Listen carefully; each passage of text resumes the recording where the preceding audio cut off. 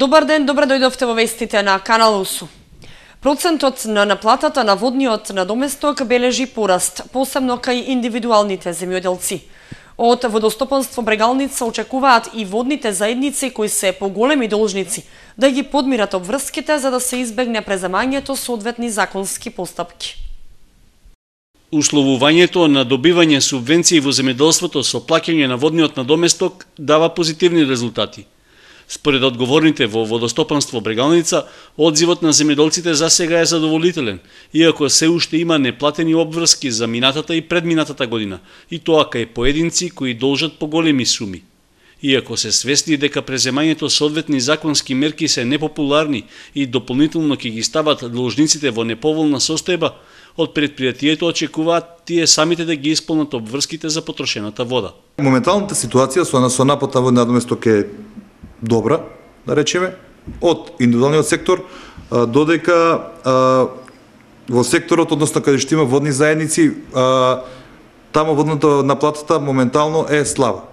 Значи, како што знаеме, со мерките што ги презеде државата, со образувањето, со врската земјоделците, за да ги поднесат документите за субвенции, веќе треба да се имат измерно воден надоместок.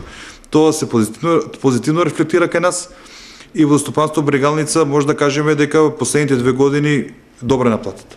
Карактеристично е, вели Биличев, што има должници чии обврски се натрупани неколку години, но во предпријатието досега наоѓале разбирање и неколку пати ја одложувале наплатата. Доколку не успеат до почетокот на новата наводнителна сезона да ги соберат средствата, од Брегалница ќе бидат принудени наплатата да ја реализираат по принуден пат. Здружување во земјоделска задруга направија и оризопроизводителите од Горни Подлог. Сметаат дека на тој начин ќе постигнат подобри услови за работа и пласман на производството, со можност за искористување на помошта што ја дава државата.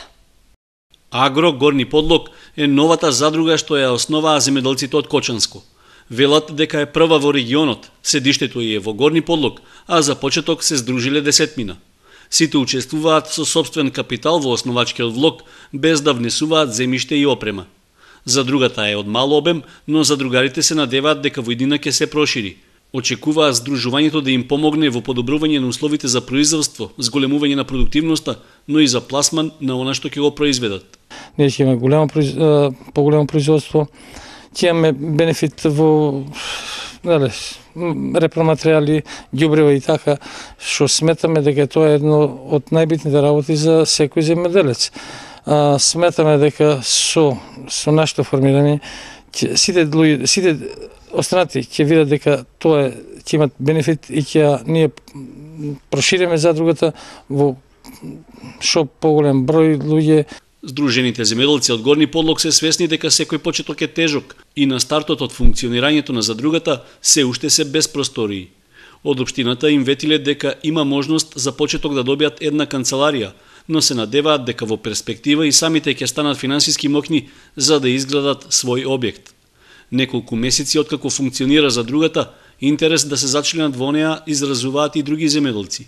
Па јас кога се формираше задругата не бев тука и не знаев и сега видов дека има добри придобивки и сакам да се приклучам во задругата. Има добри идеи и така. Ја имам добро производство, поголема декаража и затоа сакам да се приклучам во задругата. Задругарите од Агро Горни Подлог планираат со поддршката што ја дава државата да набават механизација за обработка на земјоделското земјиште. Велат дека желба им е во иднина да инвестираат во машини и погон за преработка на оризот. Свесни се дека тешко можат да ги стигнат позициите што некогаш ги имаше за другата Моша Пијаде, но се надеваат дека колку толку ќе овозможат заживување на животот во селото и обезбедување работен ангажман на младите. Министерот Неждет Мустафа при последната посета на општина Виница најави финансиска поддршка за изградба на социјална зграда, наменета за најранливите категории ромски семејства. Се конкретизираше идејата за подготовка на проектот. Наскоро ќе започне подготовката на проектот за изградба на првата социјална зграда наменета за ромското население во општина Виница. На последната посета на министерот без ресор Неждет Мустафа на оваа општина, заедно со градоначалникот Емил Дончев, ја отворија темата и ја конкретизираа идејата за почеток на проектот. Јас сум уверен дека наскоро ќе почне и ќе се заврши таа социјална зграда.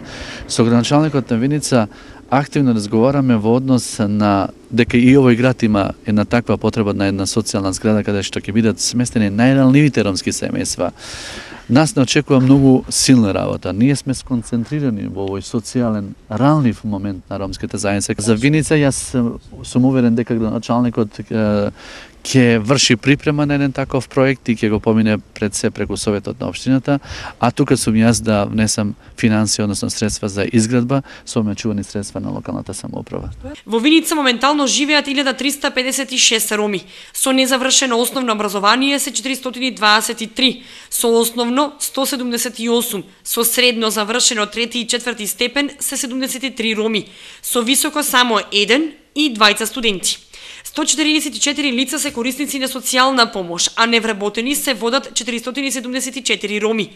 Оттаму и идејата и потребата од грижа за најранливата категорија граѓани, рече градоначалникот на општината Дончев. Доправа ќе се утврди каде ќе биде изградена и со колку станови ќе биде истата.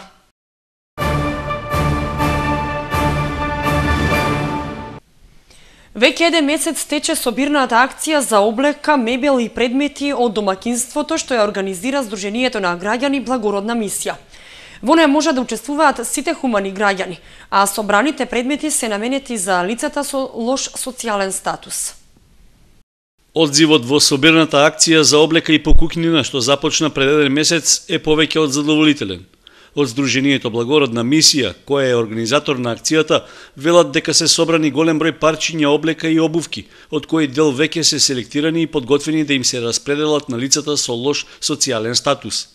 Иако станува збор за користени предмети, тие се уште имаат употребна вредност и можат да им помогнат на социјално ранливите категории граѓани. Замислата е активноста да се реализира како продавница за користена облека, обувки и покукнина, со тоа што оние на кои им се потребни не плаќаат никаков надоместок. Сега гледаме дека луѓето кои што донасаат тука се со стварно хумани цели и сакат да ни помогнат на нашите корисници, нели луѓето од социјално ранливите категории. Проектот, како што рековме, тече од пред еден месец, се доаѓа во просториите на Порака, секој ден од 11 до 14 часот, секој работен ден. За успешна реализација на собирната акција помагаат и волонтери во Сдруженијето, а во меѓувреме се зголемил и бројот на зачленети граѓани кои изразиле желба да учествуваат во активностите.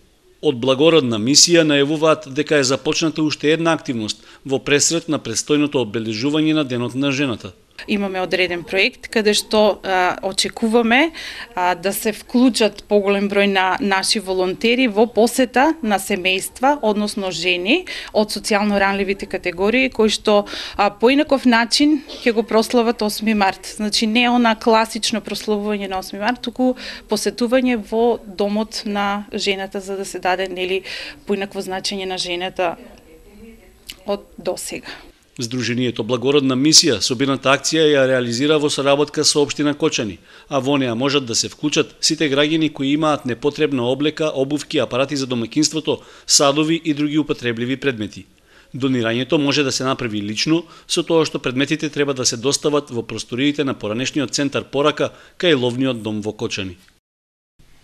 Комуналното јавно предпријатие Водовод утврди краен рок за утврдување гробно место. Пролонгирањето дојде откако останаа голем број сопственици кои не ја исполниле оваа обврска.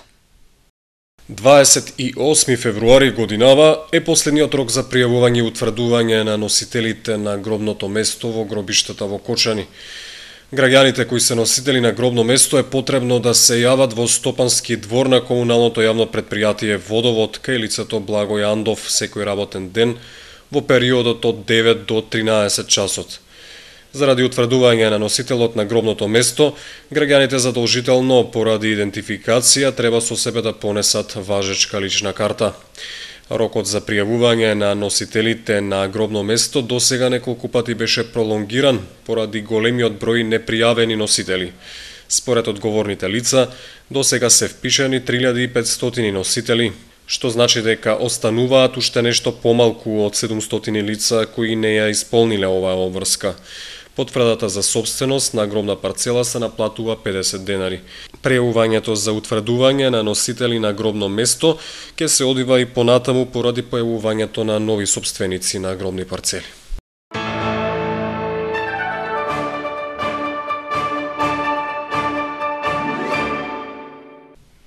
Комплет книги во трајно користење доби Кочанската библиотека од Министерството за култура и Општина Кочани. Станува збор за посебна едиција на книги со 97 познати наслови. Како дел од проектот Звезди на светската книжевност, библиотеката наскоро ќе добие уште 50 нови наслови, што ќе им бидат на располагање на читателите. Станува збор за комплет книги што библиотеката ги доби од Општина Кочани преку капиталниот проект на Министерството за култура Звезди на светската книжевност. Тоа е посебна едиција на книги со 97 познати наслови. Во најскоро време Кочанската библиотека ќе добие уште 50 наслови како дел од истиот проект. Книгите од овие наслови веќе се обработуваат и за неколку дена се очекува да им бидат достапни на читателите. Тоа се Оркански висови, Големиот Гезби, Опасни врски, Сатирикон, Клетници, Дейвид Коперфилд и така натаму. Еден од последните проекти на кои работи Министерството за култура континуирано и редовно ги подарува на трајно користење на општината е проектот печатење на публикации со прилог CD за документарни филмови, така наречен македонски искушенија. Тоа се дел од македонски автори со историска содржина, како например Македонска борба за слобода во 4 тома, Еден век прогонство, Методија Шаторов Шарло, Јане Сандански. Согласно одлуката на владата на Република Македонија, библиотеката преку општината ќе добие и 9 наслови со по еден примерок за потребите на библиотеката. Министерството за образование и наука во рамките на своите надлежности за превод на 1000 стручни научни книги и учебници, од кои се учи на најреномираните универзитети во САД и Англија, според одлуката на владата од 2012 година на Кочанската библиотека и преотстапи на трајно користење стручна литература од областа на медицината, информатиката, земјоделието, криминалистиката, од социјалната сфера и разни прирачници. Само во 2013 година имаме добиено стручна литература на македонски јазик 1266 наслови или 5575 примеруци. На англиски јазик добивме 63 наслови или 299 примеруци. На албански јазик 466 наслови, а 1240 примеруци. Или вкупно 1795 наслови, односно 7114 примеруци. Тоа значи дека до декември 2013 година Кочанската библиотека има вкупно 89186 монографски публикации. Со ваквата динамика на набавка на книги од повеќе жанрови, библиотеката ќе продолжи и оваа година. Очекувањата се дека книжниот фонд ќе се зголеми за уште 4459 броја, што представува 5% од вкупниот број на книги во библиотеката, која за таа намена установата ќе издвои 880.000 денари сопствени средства. Според библиотечните стандарди, од вкупниот број на книги што ќе бидат набавени во 2014, 50% треба да биде уметничка литература, 10% прирачна литература, енциклопедии и речници и 40% од останатите области на знаења. Селекција на отпадот како истекнување навика на учениците за подигање на свеста за заштита на околината е целта на активностите на екоодборот од Основното училиште Малина Попиванова, што во континуитет ги спроведуваат. За таа цел училиштето набави нови канти за селектирање на отпад. Нови канти за отпадоци со цел учениците да навикнат на поголема хигиена и екологија и селекција на отпадот, обезбеди Основното училиште Малина Попиванова како дел од активностите на училишниот екоодбор. Училиштето обезбеди и еколошки средства за чистење на подните површини, како и средства за прихранување и заштита на зелените површини и дрвца. Во нашето училиште се набавеа повеќе канти за селектирање на отпадот, селектирање на органско ѓубре, пластика и хартија. Исто така училиштето набави еколошки средства за одржување на хигиената во училиштето, како и еколошки средства за одржување на зеленилото во дворот. Во тек се активностите за одбележување на 5 март, светскиот ден за заштита на енергијата. Учениците и наставниот кадар кој е вклучен во екоодборот ќе организираат работилница на тема "Можеме да допринесеме за заштита на енергијата". За таа цел учениците подготвуваат и драматизации и музички точки. Ќе бидат поделени и платнени торбички што ги изработуваат самите ученици со порака да штедиме енергија. На 5 март нашето училиште ќе го одбележи светскиот ден за заштита на енергија со спроведување на една кампања "Штедиме енергија". За таа цел распишавме конкурс за ликовни и литературни творби на тема "Штедиме енергија". Менаџерскиот тим на училиштето на чело со директорот Ивица Цимбалевиќ ги поддржува активностите на екоодборот и инсистира секогаш да бидат доследно реализирани. 5 трети места за учениците од Основното училиште Свети Кирил и Методи на државниот надпревар по англиски јазик што се одржа во саботата во 5-та приватна гимназија на Универзитетот ФОН. Учениците од Основното училиште Свети Кирил и Методи продолжуваат со редење на успеси, овој пат од областа на англискиот јазик. Со освоените трети места на државниот надпревар се најдоа меѓу првите во државата. Доста време се подготвувале и трудот се исплатил. Трети места добија ученичките Ангела Тодева, Љупка Костова, Јована Тодева, Ангела Ајтовска и Маријана Давидкова.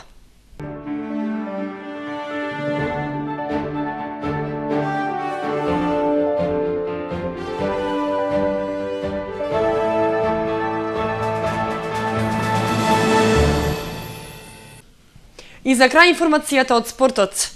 Лош старт на пролетниот дел од правенството имаа кочанските кошаркари во третата и М18 лигата. Колово, 3 високи порази и само една победа за екипите на Баскет Дино. Кошаркарите имаа лошо отворање на пролетниот дел од сезоната. Баскет Дино беше декласирано од Црн Дрим во Струга во рамки на третата македонска кошаркарска лига со резултат 75-48.